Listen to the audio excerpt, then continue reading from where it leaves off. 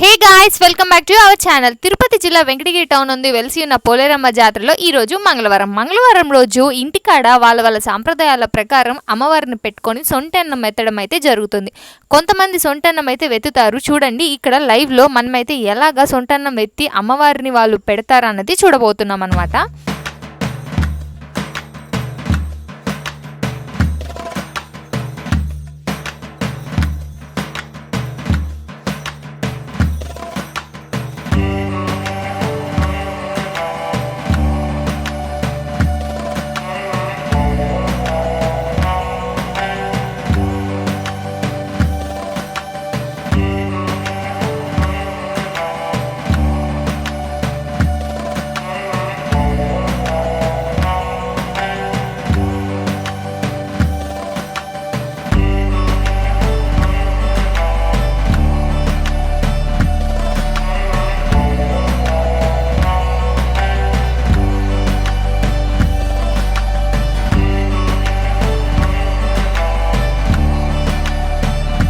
అమ్మవారిని పూజకి సిద్ధం చేసిన తర్వాత సొంటాన్నం ఎత్తడం అయితే జరుగుతుంది. మనకి జాతర అప్పుడు సొంటాకు అయితే బయట బజార్లో దొరుకుతుంది. సో ఆ సొంటాకును తీసుకొచ్చినాక ఎండుమిరపకాయలు అమ్మవారి కోసం అన్నం అయితే వండుతాము. అన్నం వండిన తర్వాత ఒక కాటన్ క్లాత్ పెద్దదిగా తీసుకొని అన్నం మొత్తం కూడా బోలిచ్చి మొత్తం ఆరబెడతామన్నమాట. ఎందుకంటే దాంట్లో ఉన్న నీళ్ళన్నీ కూడా ఇంకిపోవాలి. ఇంకిపోయిన తర్వాత